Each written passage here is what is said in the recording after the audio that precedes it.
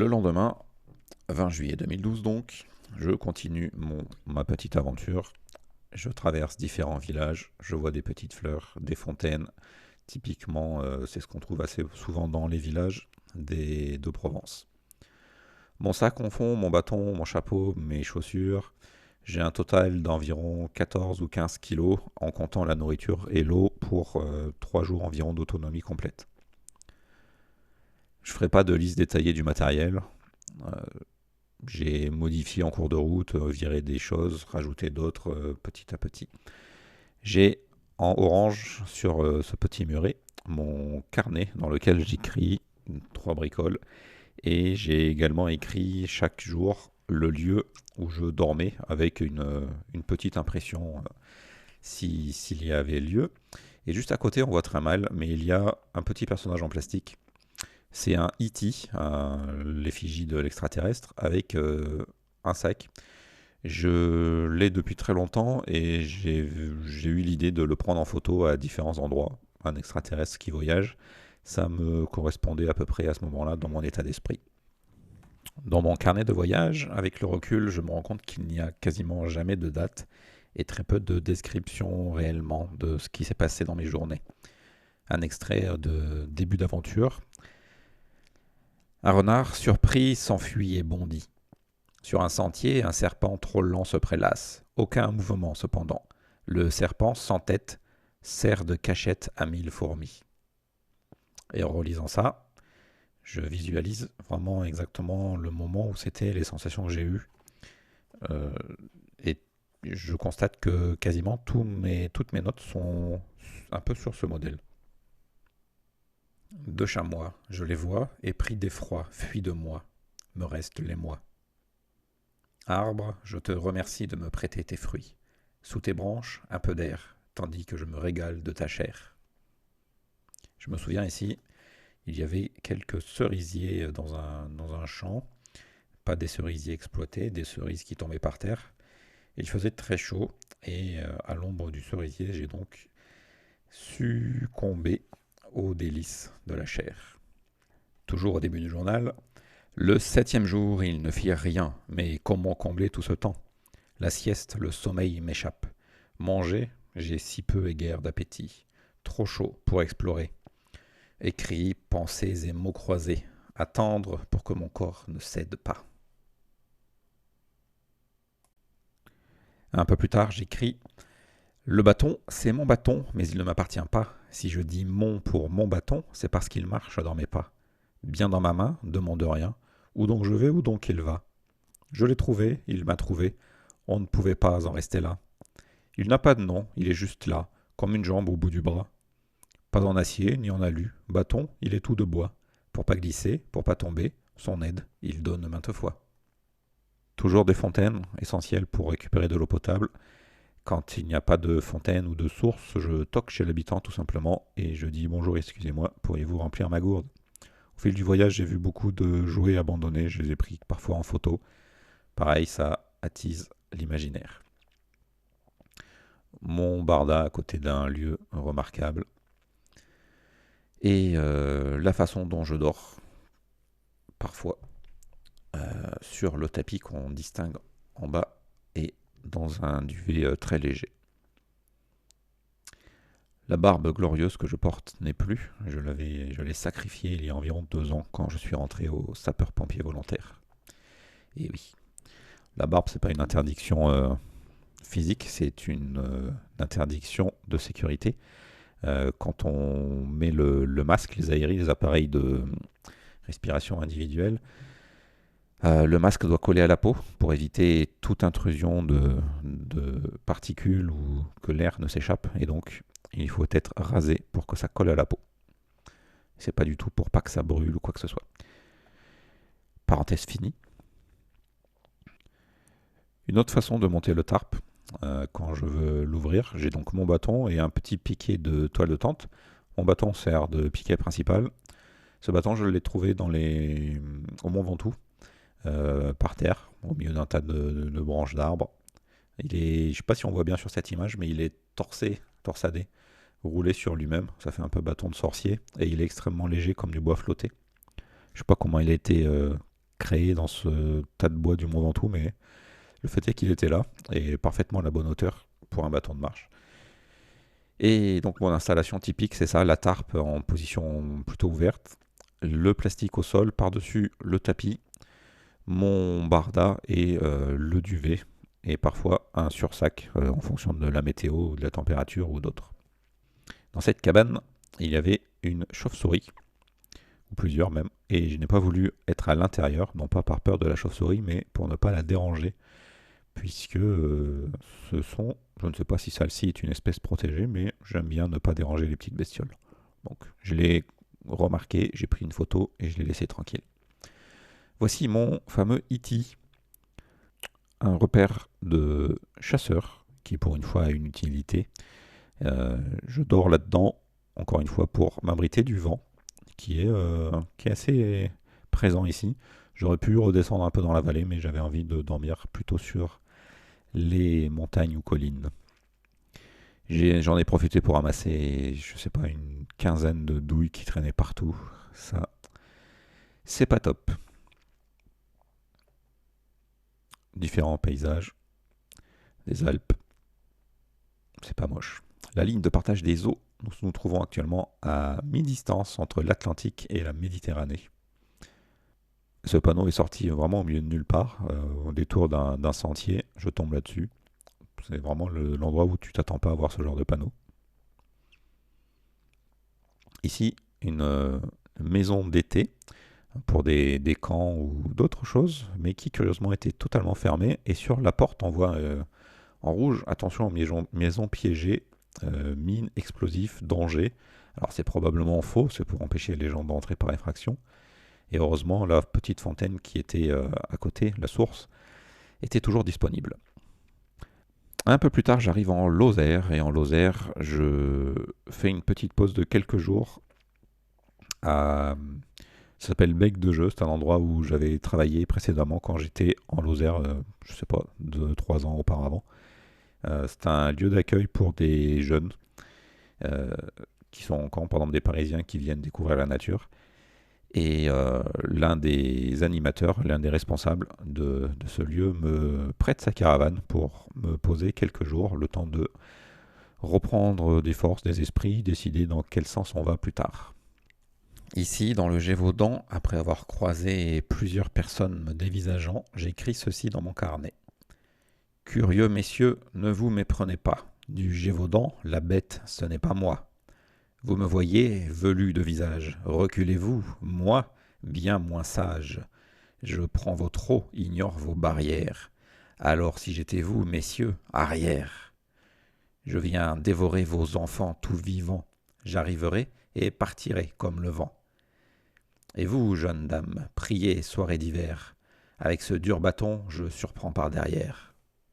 Je retrouve un couple d'amis que je connaissais d'avant, qui étaient en vacances par ici, mais qui sont originaires de Bretagne. Et on en profite pour discuter, se promener. Et dans la discussion, ils me disent, mais pourquoi tu fais pas du bateau prends un canoë sur l'Allier ou autre chose. J'avais jamais songé à cette option. Et c'est une option que je vais mettre en place. Je réussis dans les gorges de l'Allier à trouver ce canoë qui est complètement détruit. Il a été fendu et réparé. On voit une grosse cicatrice qu'il coupe en deux. Là, en plein milieu, on voit du bleu plus clair. Il était dans un cimetière de canoë, donc j'ai contacté plusieurs personnes qui me disaient va voir un tel, va voir un tel. Et puis je suis allé voir un tel, et un tel avait donc ce cimetière de canoë, du matériel de base, c'est-à-dire une double pagaie, des grands sacs plastiques pour mettre le sac à l'abri de l'eau, des éclaboussures en cas de chute, un vieux gilet de sauvetage, et c'était parti. J'ai pas besoin de la rafistoler parce que malgré le fait qu'il ne soit plus disponible pour les touristes parce qu'il est trop cassé, c'est reste un bateau qui flotte, et c'est tout ce qu'il me fallait. Simplement, il fallait tous les jours que je pense à le vider parce que la double coque prenait un petit peu l'eau, mais il n'y avait pas de danger directement, c'est juste que pour des touristes, ce n'est plus acceptable. De nombreux passages ne sont pas directement passables en canoë. Normalement, on ne fait pas du canoë sur tout l'Allier, mais sur des petits morceaux. Et donc, comme ici, par exemple, Compte tenu de l'état du canoë, je préfère quitter l'eau, traîner mon canoë sur le sentier, sur le côté. Et ça pèse lourd un canoë avec tout le matériel, mon sac, le gilet et tout ça. Donc je traîne le canoë à l'extérieur. Parfois il y a des passants qui m'aident, mais souvent je fais ça tout seul. Et je le remets à l'eau un peu plus tard. Je pose mon canoë sur le côté pour utiliser mon tarp, toujours pour dormir, dans des endroits plus ou moins habités et habitables. Alors évidemment, je fais attention à la météo. J'ai pas de, j'ai pas de données météorologiques avec moi, mais je sais lire les nuages entre guillemets, et je me mets pas là où j'ai pris la photo, par exemple. Évidemment, en cas d'orage, l'eau peut monter relativement vite, et donc je me décale un petit peu dans les terres pour dormir en général, sauf quand justement j'ai accès à la météo et que je sais qu'il va faire un gros beau soleil pendant au moins les 2 jours à venir.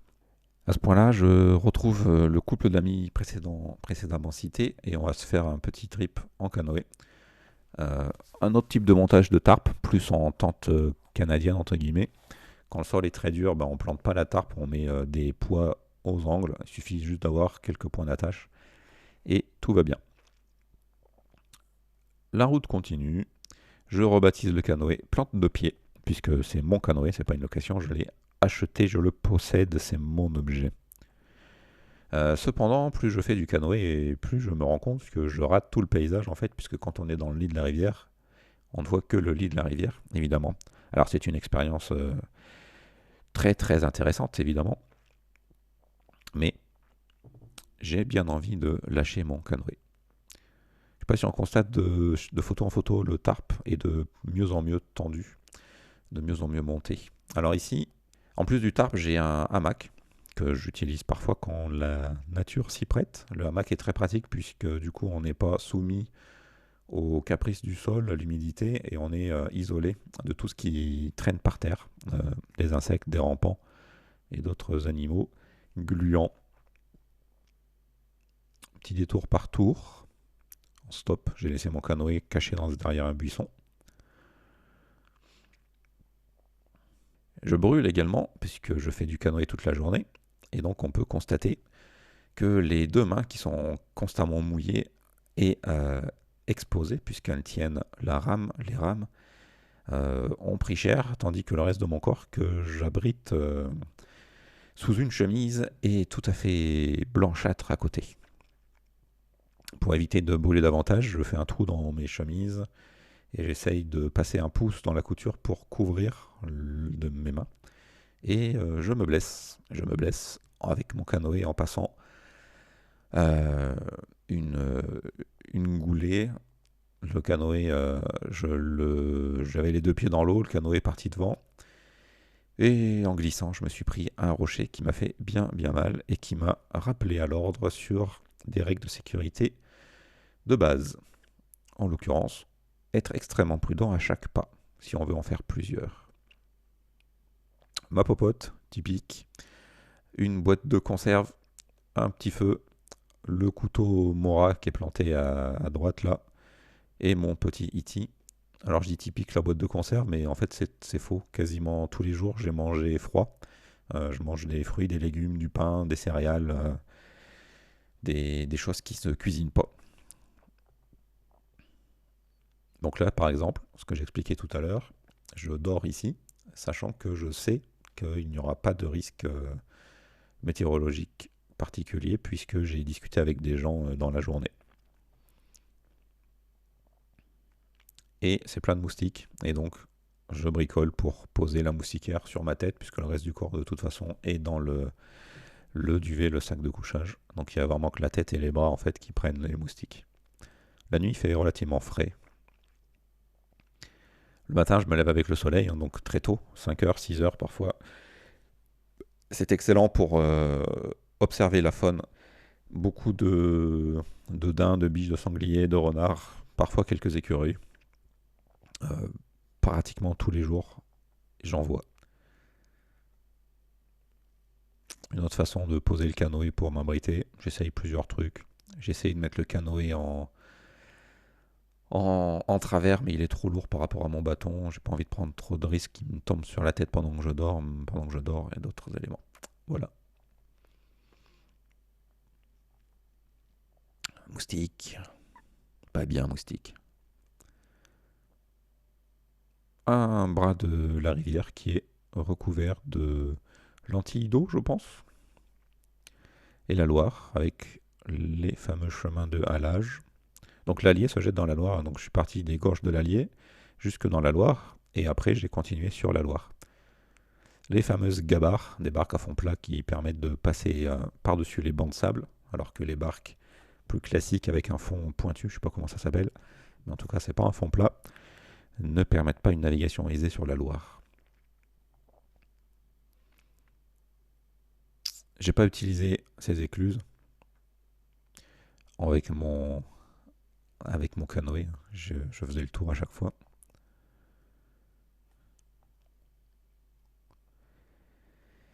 Et il était temps d'abandonner le canoë. En fait, j'ai demandé à des gens au bord de la rivière à quel endroit je pouvais laisser mon canoë pour pas l'abandonner et en faire un élément de pollution.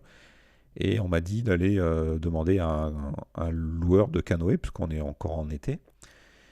Et les loueurs de canoë, évidemment, ne reprenaient pas mon canot, puisqu'il est tout cassé. Et il vient d'ailleurs, enfin, ça vaut rien ces poubelles. Mais moi, je voulais pas le mettre à la poubelle, je voulais soit le donner, soit le poser dans un endroit où il serait recyclé ou je ne sais pas. Et en allant demander à une petite cafétéria qui se trouve au bout d'un pont comme celui-ci, la personne me dit non, je ne sais pas, je ne sais pas, je ne sais pas. Voilà, ça fait 10 fois qu'on me dit je ne sais pas, donc ça fait plusieurs jours que j'ai mon canoë que je voudrais abandonner. Et en revenant vers mon canoë, je vois qu'il y a une camionnette avec un groupe de touristes allemands à l'intérieur qui s'apprête à se mettre à l'eau avec des canots de location de touristes. Je parle au gars qui est français et je lui explique un peu mon délire de partir comme ça en canoë. Ça fait 2 semaines que j'ai le canoë déjà, 16 nuits j'ai passé en canoë. Et le canoë, je l'avais acheté, tout compris, j'avais acheté 150 euros, je crois, à la case de canoë dans les gorges de l'Allier.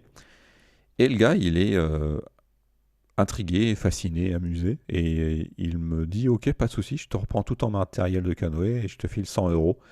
C'est pas le prix d'achat, mais ça t'amortit largement tes 2 semaines et ça te permettra de continuer.